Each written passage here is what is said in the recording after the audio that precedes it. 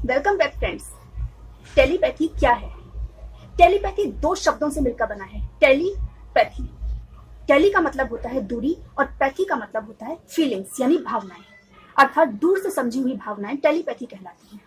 एक ऐसी मानसिक शक्ति जिसमें इंद्रियों का इस्तेमाल किए बिना दूर बैठे व्यक्ति की भावनाओं को समझा जा सकता है, जाना जा सकता है, टेलीपैथी कहलाती है। ऐसा कहा जाता है कि जब हमारी छठी इंद्री जागृत हो जाती है तो हम वर्तमान और भविष्य में होने वाली कई घटनाओं को जानने और समझने की शक्ति पा लेते हैं। यह छठी इंद्री पूर्वाभास की शक्ति को जागृत करती है। इस छठी इंद्री या सिक्स्थ सेंस को विज्ञान की भाषा में एक्स्ट्रा सेंसरी परसेप्शन का नाम दिया गया है।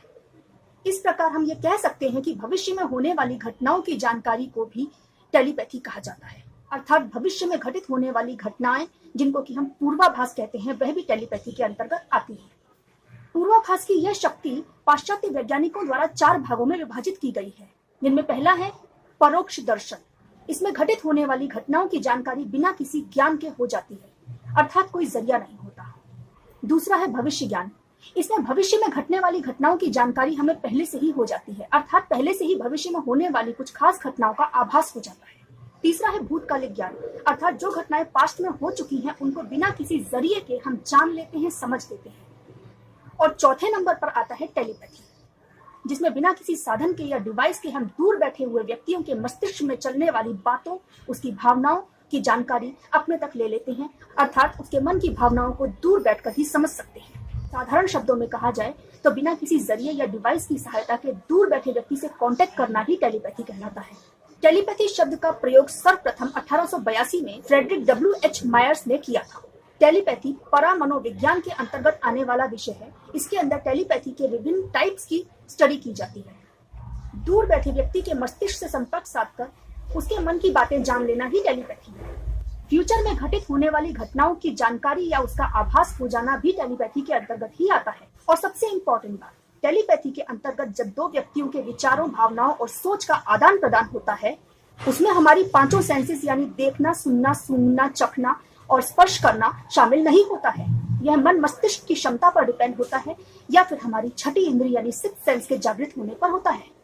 आपने अक्सर ऐसा फील किया होगा कि जब हमारा कोई अपना मुसीबत में होता है और हमसे दूर होता है तो हमें उसकी अपने आप ही चिंता होने लग जाती है।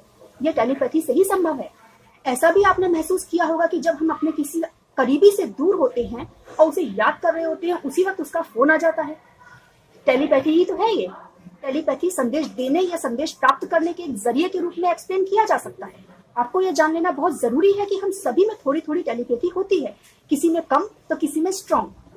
कैम्ब्रिज यूनिवर्सिटी के शिक्षक एड्रियन डॉन्स के अनुसार भविष्य में घटने वाली हलचलें वर्तमान में मानव मस्तिष्क में एक प्रकार की तरंगे पैदा करती हैं, जिन्हें साइक्लोनिक वेवफ्रंट कहा जाता है। टेलीपैथी के जरिए हम दूर बैठे हुए किसी व्यक्ति को देख सुन सकते हैं, उसकी सिचुएशन जान सकते हैं। इसीलिए हिंदी में टेलीपैथी को दूरानुभूति कहा जाता है। जिस व्यक्ति में छठी इंद्री जागृत हो जाती है वह व्यक्ति किसी दूर बैठे हुए व्यक्ति के मन मस्तिष्क की बातों को जान समझ पाते हैं। महाभारत के समय में संजय के पास में टेलीपैथी या दूरानुभूति की शक्ति थी। उन्होंने दूर चल रहे महाभारत युद्ध का पूरा चित्रण धृतराष्ट्र को सुनाया था। टेलीपैथी के अंतर्गत सिर्फ दूर बैठे हुए व्यक्ति के मस्तिष्क का हाल जानना ही नहीं बल्कि भविष्य को जानना भी आता है। टेलीपैथी हकीकत में पैरामनोविज्ञान का एक पार्ट है। टेलीपैथी अभी तक अपने आप में एक रहस्य है। एग्जैक्टली टेलीपैथी के अंतर्गत क्या आ सकता है, क्या नहीं आ सकता है, यह अभी तक हम नहीं जान पाए हैं। एक आम व्यक्ति में टेलीपैथी होती है, ज्यादा या कम यह उसकी छठी इंद्री जागृत होने पर डिपेंड करता है। तो टेलीपैथी की इस रहस्य से भरी बातें आपको कैसी लगी मेरे को जरूर बताइएगा। Thank you very much. Bye bye.